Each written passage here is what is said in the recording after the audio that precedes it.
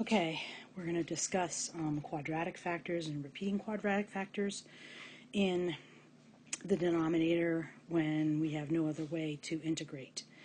Like if I let u be x squared plus 9, then du is 2x, but that won't let me do anything because the x plus 3 is on the bottom. So I'm going to do the same thing that I have been doing. I'm going to break up this fraction into its sum or difference of fractions. And since it's a quadratic on the bottom, because you have x squared plus 9, and that can't factor any smaller, since I have a quadratic on the bottom, I have to allow for linear term on top. So I have 18 over x plus 3 times x squared plus 9, and that can be broken up into a over x plus 3, because that's a linear term, plus bx plus c, because that's a linear term, because the bottom is a quadratic term, x squared plus 9. Now we are going to have to learn how to solve a little differently in this case, but we can find a like we normally do. I'm sorry, we cannot find a like we normally do. We can find, yes we can find a like we normally do, sorry.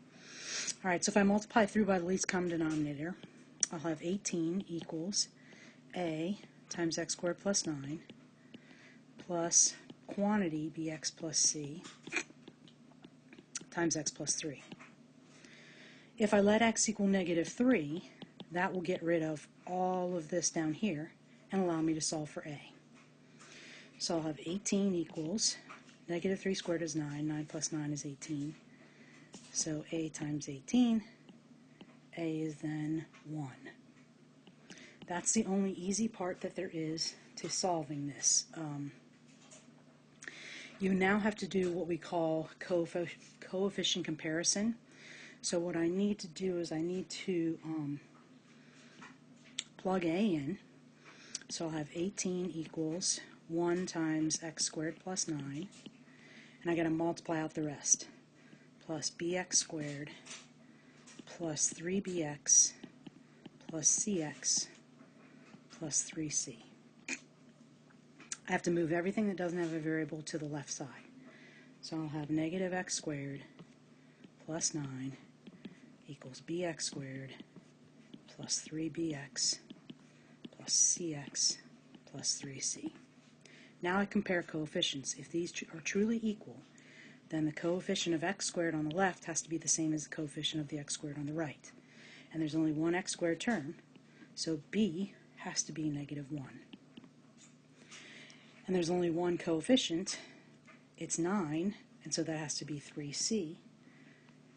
So 3c has to equal 9, c has to be 3.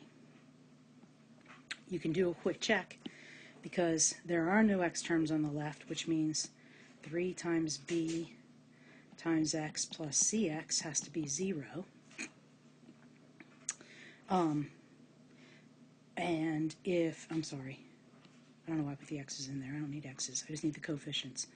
3 times b is negative 1 plus 3. That does in fact work. It's 0. So this integral now becomes a, b, and c. So we have 1 over x plus 3 plus negative x plus 3 over x squared plus 9 dx. Now, like I had to do coefficient comparison, I also have one little piece that's also different in this, and that is that I can't use u substitution in that second term. But I know that because I have a sum of terms on top, I can break that fraction up. I can say that's 1 over x plus 3 minus x over x squared plus 9 plus 3 over x squared plus 9 dx. So now I have something that I'm able to integrate, and let's see, that would be, first is just the natural log of the integral, the natural log of the absolute value of x plus 3. I kind of use a u substitution on this, so if u is x squared plus 9, du is 2x dx, So I'm really integrating a negative 1/2 du over u, which we know is negative 1/2 natural log absolute value x squared plus 9. And then this term, hopefully we recognize that's 3 times an inverse tangent. So we would have plus 3, let's see, a would be 3, so it's 1 over a, 3 over 3, inverse tangent of x over 3 plus c, which of course we know that's really 1. So there's my answer. So there's even more algebra whenever you have quadratic factors than when you have repeating linear factors. Let's look at another one. Hopefully that will help to clear some things up here. So I have cubic on the bottom and quadratic on top, so it is less on top.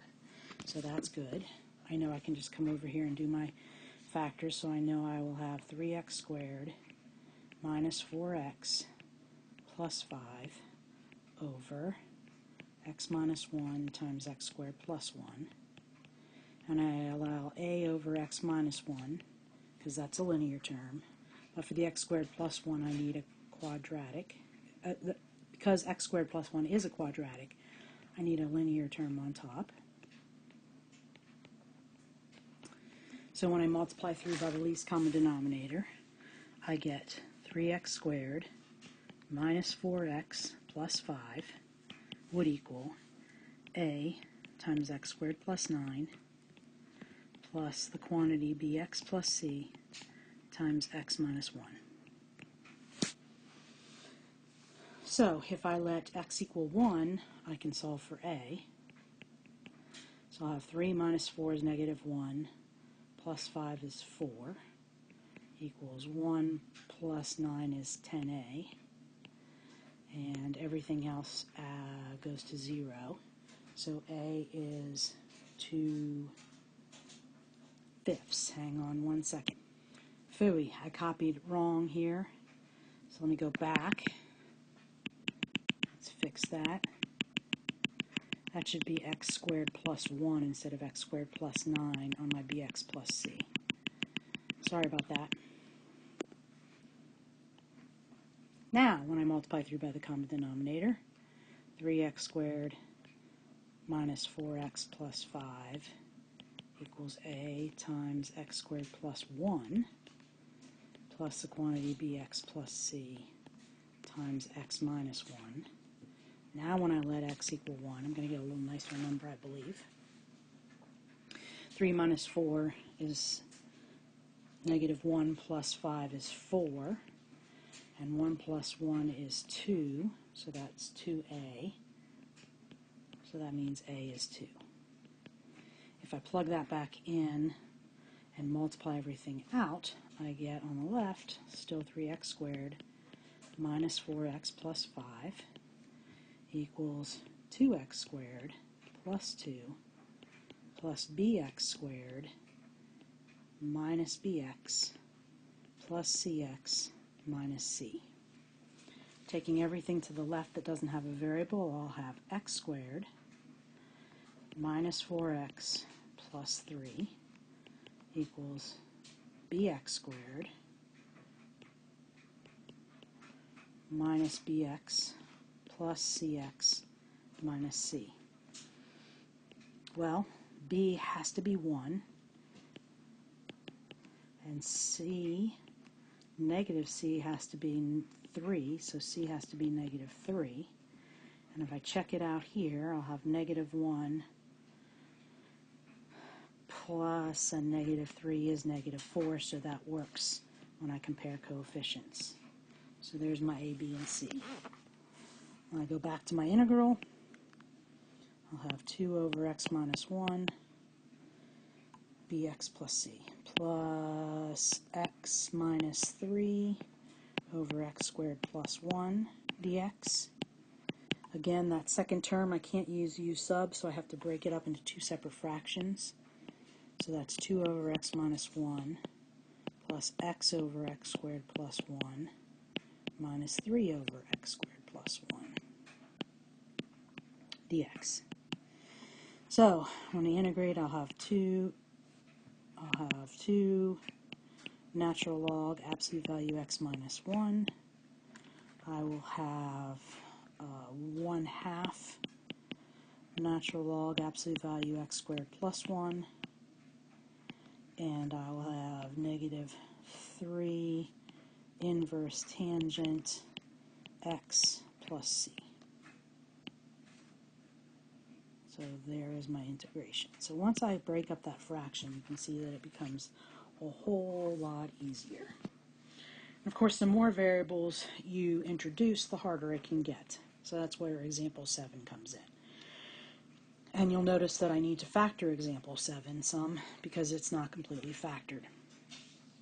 So this is really the integral of 2x cubed. I could factor a 2 out, but it's not going to cancel with anything on the bottom, so there's really no reason to. Minus 4x minus 8 over x times x minus 1 times x squared plus 4. So I have two linear terms in a quadratic. So we'll have 2x cubed minus 4x minus 8 over x times x minus 1 times x squared plus 4 equals a over x plus b over x minus 1 plus cx plus d over x squared plus 4. When I multiply through by the common denominator, I will have 2x cubed minus 4x minus 8 equals a times x minus 1 times x squared plus 4 plus b x times x squared plus 4 plus cx plus d times x minus 1. Okay, well that's ugly. If I let x equal 1, actually let's let x equal 0 first, because that gets rid of b and c and lets us find a. So if x is 0, we'll have negative 8 equals 0 minus 1 is negative 1. 0 plus 4 is 4. So a is going to be positive 2. If I let x equal positive 1, I'll have 2 minus 4 is negative 2, minus 8 is negative 10. A term goes away. Cx plus d goes away, so I'll have equals 1 plus 4 is 5 times 1, so 5b. b is negative 2. So I have to plug those back in and then multiply out and compare coefficients, which is going to be a whole lot more work than what I have had prior. Okay? I think I'm going to go to a new page, otherwise I'm just going to make a mess. So, sorry about this, but we will have 2x cubed minus 4x minus 8. Let's see, a is 2, so 2 times x minus 1 times x squared plus 4 plus b is negative 2. So, hold on. So I should have negative 2x times x squared plus 4 plus cx plus d times x minus 1. Alright, so multiplying all this out, I get 2x cubed minus 4x minus 8 equals 2x cubed, let's see that'd be, minus 2x squared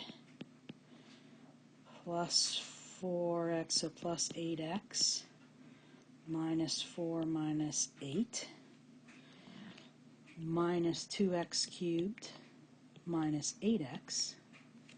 So this is really x squared minus x, so I can distribute, make that a little easier. So that's going to be plus cx cubed minus cx squared plus dx squared minus dx. Okay, so everything that doesn't have an x, or doesn't have c or d, goes to the left. So I have 2x cubed minus 2x cubed, those add out. Positive 8x, negative 8x, those add out. So I only have to move these two. So I have 2x cubed plus 2x squared minus 4x, and the 8's will add out. So that will equal cx cubed minus cx squared plus dx squared minus dx. Well, c has to be 2. Has to be. And d has to be negative 4. Oops, negative d has to be negative 4, so d must be positive 4. And you can check and see in here if it works. It does. So we have a was 2, b was negative 2. So this whole thing becomes 2 over x minus 2 over x minus 1 plus 2x plus 4 over x squared plus 4 dx. If I use straight u sub, that doesn't work, so I have to break it into two separate fractions. So 2 over x minus 2 over x minus 1 plus 2x over x squared plus 4 plus 4 over x squared plus 4 dx. So when I integrate, I'll have 2 natural log absolute value of x minus 2 natural log absolute value of x minus 1. When I take the derivative of x squared, I get 2x, so that's really just plus the natural log of the absolute value of x squared plus 4.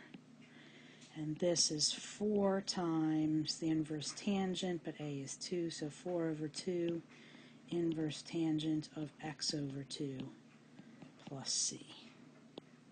That's ugly, but that's the answer. I think I'm going to hold off on the repeated quadratic factor. That is actually not on the AP exam, so let's see if we do that in class together just so we see it, but I don't think I need to do it on notes. Okay, hope you've had a good weekend, and I will see you Tuesday.